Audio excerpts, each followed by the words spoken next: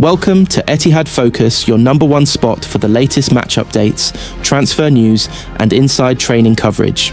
If you love football, you're in the right place. Make sure to like, share, and subscribe so you never miss any breaking updates. Let's get started. Newcastle United braced for big money 2026 transfer approach from Manchester City.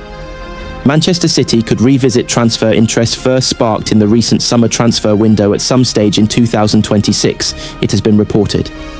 City made sweeping changes to their first team squad this summer following the appointment of Hugo Viana as sporting director, as all of Kevin De Bruyne, Kyle Walker, Ilkay Gundogan, Ederson, James McAtee and Scott Carson left the club. Viana also signed off on season-long loans for Manuel Akanji and Jack Grealish amongst a list of names to usher in a new era in the backdrop of Pep Guardiola's most challenging season at the Etihad Stadium, wherein the Catalan led City to a disappointing third-place Premier League finish with 71 points. Defensive frailties were the hallmark of Manchester City's issues last term as the Blues suffered for their lack of prowess at left-back, a position that has been a true Achilles heel for Guardiola throughout his tenure at the Etihad Stadium. Meanwhile, former Manchester City captain Walker lost his place in the starting Amidst in the fall of 2024 following a horror run of performances, seeking exile in Italy as he put pen to paper on a 6-month loan deal at AC Milan in January for regular minutes. Following Walker's permanent exit to Burnley in the summer, City expressed a strong interest in Newcastle and England fullback Valentino Livramento, though the length of time remaining in the defender's current deal at St James's Park and the Magpies' resolute stance against a sale meant a deal could not happen. Livramento has 3 years remaining on his contract and is viewed as a fundamental part of the project by Newcastle manager Eddie Howe, who was desperate to keep hold of one of his most prized assets when Manchester City came calling in the summer. Matheus Nunes has been in excellent form for the Blues on the right flank this season, and Guardiola has a wide array of alternatives in the position, in the form of Rico Lewis, Abdulkader Kusanov and John Stones, as Viana and co monitor the transfer market for possible opportunities to strengthen their options in a key position for Guardiola. In a significant development, Mail Sports' Craig Hope has reported this week that Livramento is set to delay any decision on a new Newcastle United contract until nearer the end of the ongoing season, with just under 3 years remaining on his current contract. The 23-year-old is said to be happy on Tyneside and recognises the improvement made under manager Eddie Howe and his staff, but there is a feeling the player will leave his options open for the time being, with Manchester City retaining a strong interest. Etihad Stadium officials are known to have done extensive scouting work on Livramento, and an approach from Manchester is expected in 2026, when Newcastle could soften their stance on a sale in the event of an offer that is too good to turn down. It remains to be seen whether Manchester City will rekindle their interest in Livramento next summer, when the Chelsea Academy graduate stock could rise higher than ever should he enjoy a successful World Cup campaign with England under Thomas Tuchel. The Pep Guardiola order Kolo Touré did not expect at Manchester City. Kolo Touré spoke about the influence of Manchester City manager Pep Guardiola as the Blues prepare to face Crystal Palace. Kolo Touré believes that Manchester City have the best manager in the world as he opened up on working with Pep Guardiola. Touré was brought in to work with the first team at the Etihad after a year with the under-18s in the academy. The former City and Arsenal defender was thrilled to get the chance to work with Guardiola after wanting to play under him when he was still enjoying his playing career. While that did not come to be, he jumped at the chance to come and coach at City and then stepped up to join Guardiola's staff when Carlos Vicens departed at the end of last season.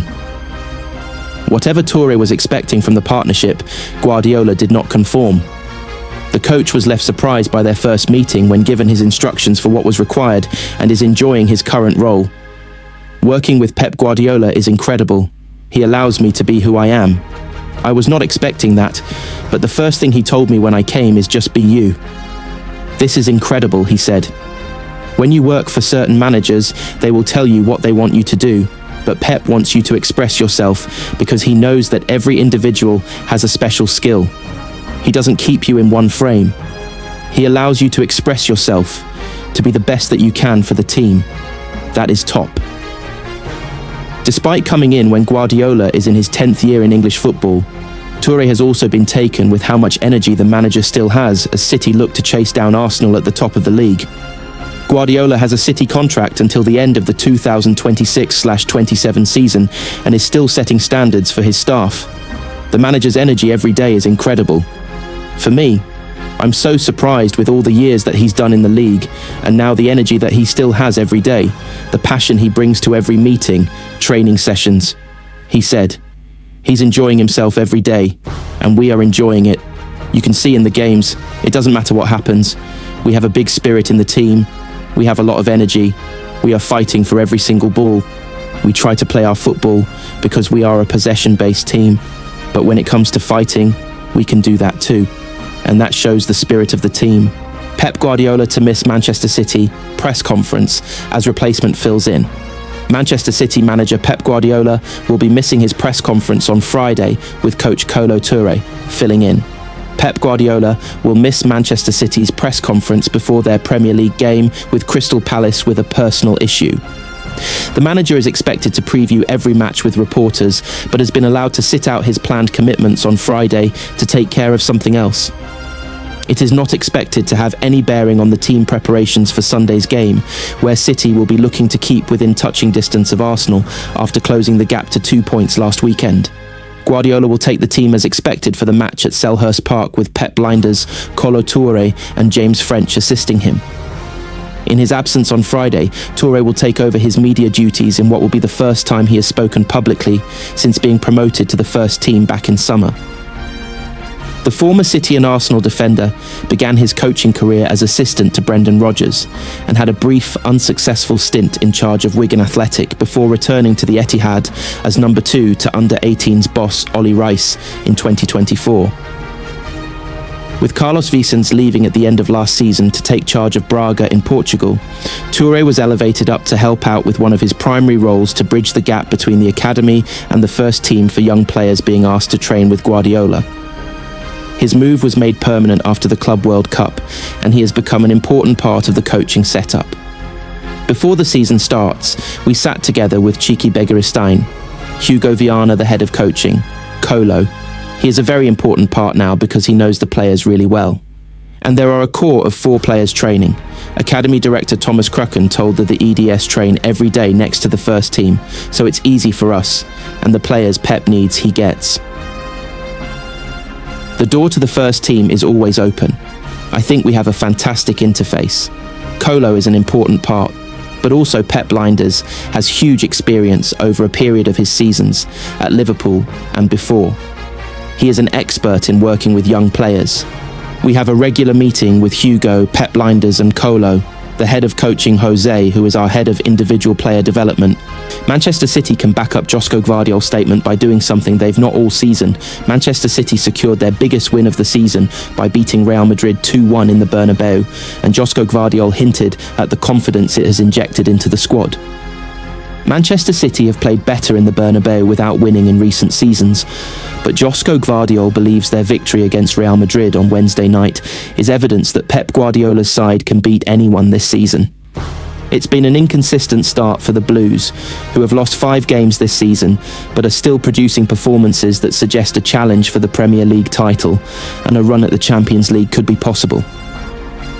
After their win in the Spanish capital, they are up to 4th in the league phase in Europe, and are just 2 points off Arsenal at the top of the Premier League.